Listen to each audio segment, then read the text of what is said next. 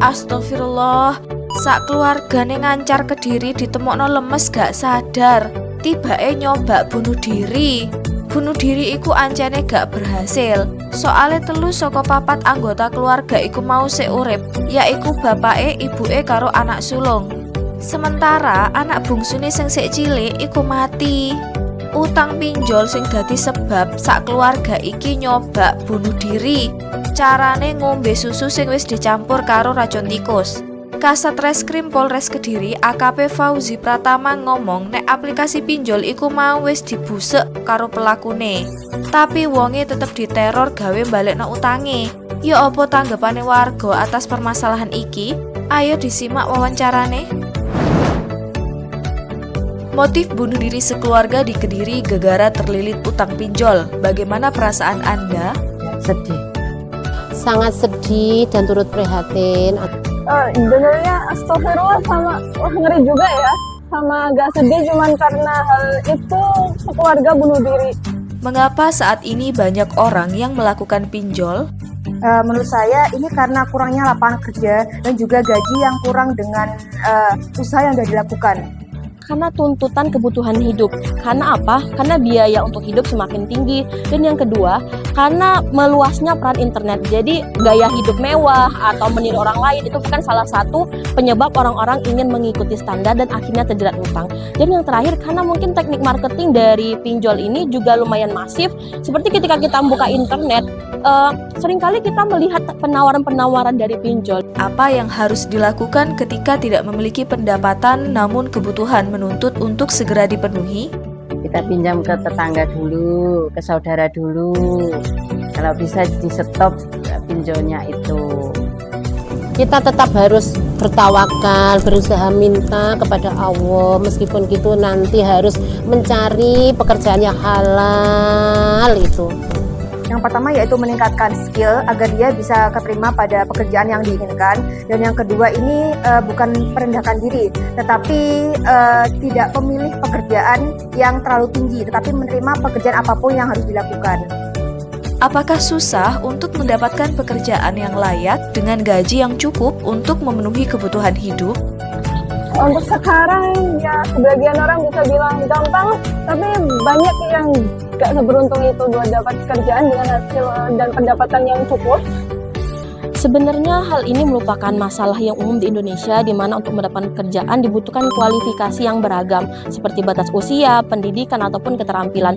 Namun, hal ini tidak membatasi bahwa setiap orang punya kesempatan yang sama untuk mendapatkan pekerjaan apapun itu, terlepas dari gengsi yang ada di masyarakat. Apa yang dibutuhkan oleh masyarakat supaya mereka tidak mudah melakukan perbuatan yang buruk seperti pinjol dan bunuh diri? Mendekatkan diri kepada Allah, hati sabar. Yang pertama itu berkaitan dengan agama. Kita harus mempertajam agamanya mereka. Dan kemudian itu secara mental health. Mereka juga harus belajar tentang kesiapan mental untuk menghadapi dunia luar. Menurut saya hal ini lebih ke edukasi dari bawah ke atas. Karena tentunya semua pemikiran ataupun hal buruk ini berasal dari dalam diri sendiri awalnya. Jadi diperlukan penekanan melalui edukasi ataupun pemberdayaan kepada masyarakat mengenai dampak buruk dari kegiatan-kegiatan yang membahayakan tersebut. Apa harapan Anda kepada pemerintah? Harapannya buat pemerintah, saya mohon sekali agar serius dan segera menutup seluruh akses persoalan pinjol ini, karena kita sudah tahu dampaknya juga besar banget, dan kasih hukuman yang benar-benar bikin efek benar-benar jerah ke pelaku pinjol, penggunanya ataupun penyedia pinjolnya juga. Saya mohon kepada pemerintah untuk memberi lapangan pekerjaan, meskipun itu lahan pertanian, perkebunan, kita bisa ke pabrik yang lebih dekat untuk membantu ekonomi kita yang lemah, misalkan di pedesaan. Lah pinjol iki nggarai korban jiwa maneh. Aneh yo sik akeh warga sing pinjol. Yo apa Islam marekno masalah iki? Ayo disimak penjelasannya Ustazah. Sakdurunge iku aja lali like, komen, karo share seakeh-akehe. Sahabat muslimah yang dirahmati Allah, saat ini rakyat mengalami kesulitan hidup yang luar biasa. Kebutuhan pokok di antara mereka banyak yang tidak terpenuhi. Biaya hidup semakin tinggi karena harga barang-barang dan pungutan negara kian naik. Sedangkan lapangan kerja tidak menjanjikan gaji yang layak. Adapun upah minimum regional atau UMR benar-benar menempatkan rakyat pada level minimum dalam pemenuhan kebutuhan sehari-hari. Survei Gustat pada November 2024 lalu menunjukkan bahwa ketika ada kebutuhan mendadak, sebanyak 15,2% responden memilih meminjam uang secara online atau pinjol. Nah, ini artinya bahwa pinjol memang dilirik sebagai solusi terhadap persoalan kebutuhan tersebut. Hal ini diperparah oleh gaya hidup materialistik dan hedonistik yang mendorong masyarakat melakukan belanja berdasarkan keinginan, bukan lagi berdasarkan kebutuhan. Ini terjadi akibat racun-racun gaya hidup yang konsumtif yang ditebarkan yang salah satunya dari media sosial dan membentuk persepsi yang salah tentang konsumsi. Sahabat muslimah, kesulitan hidup masyarakat saat ini tidak bisa dilepaskan dari penerapan sistem ekonomi kapitalisme yang melegalkan penguasaan sumber daya alam oleh segelintir pemilik modal, yaitu para kapitalis. Padahal SDA ini seharusnya milik seluruh rakyat. Karena kehilangan SDA, rakyat harus berjuang sendiri dalam memenuhi kebutuhan hidupnya. Ketika gaji tidak cukup untuk memenuhi biaya hidup dan gaya hidup yang hedonistik, pinjol menjadi pelarian sebagian masyarakat. Korban pinjol pun berjatuhan. Perkembangan teknologi digital menjadikan masyarakat bisa memperoleh pinjaman secara mudah hanya melalui ponsel, tanpa harus ke bank. Potensi keuntungan yang besar dari bunga pinjaman ini membuat bisnis vintage tumbuh subur. Hal ini makin mengonsentrasikan kekayaan masyarakat hanya pada segelintir pemilik modal, sedangkan rakyat semakin miskin, dan dampak buruk bagi masyarakat muncul. Dampak buruk riba tersebut pun sudah tampak, termasuk maraknya kasus bunuh diri karena akibat pinjol. Sahabat muslimah, sejatinya maraknya utang ribawi merupakan gambaran tidak terpenuhinya kebutuhan masyarakat, sehingga terpaksa mereka melirik utang pinjol. Oleh karenanya, upaya menghilangkan riba tersebut harus diawali dengan pemenuhan kebutuhan asasi, yaitu kebutuhan pokok bagi rakyat. Negara harus mengembalikan jati dirinya sebagai ro'in, sebagai pengurus umat yang bertanggung jawab menyejahterakan rakyatnya dengan menjamin kebutuhannya, yaitu kebutuhan asasi mereka sebagai kebutuhan yang mendasar berupa kebutuhan sandang, pangan, papan, keamanan, kesehatan, serta pendidikan. Sistem Islam atau khilafah yang merupakan sistem yang disyariatkan oleh Allah akan mewujudkan tanggung jawab kepemimpinan dengan menerapkan sistem ekonomi Islam untuk menyejahterakan rakyat, melindungi masyarakat dari bahaya pinjol dan riba secara umum. Khilafah bertanggung jawab dalam menghilangkan praktik riba di tengah masyarakat dan tidak akan membiarkan praktik riba itu terjadi atau bahkan marak serta sengaja dikembangkan seperti saat ini. Syekh Abdurrahman Al-Maliki dalam buku Politik Ekonomi Islam menjelaskan bahwa politik ekonomi Islam menjamin terpenuhinya kebutuhan primer pada tiap individu secara menyeluruh dan memenuhi kebutuhan sekunder dan tersiarnya sesuai dengan kadar kemampuannya, sehingga tidak ada dorongan untuk berhutang ribawi, termasuk hutang pinjol. Negara membiayai pemenuhan kebutuhan asasi rakyat dari Baitul Mal.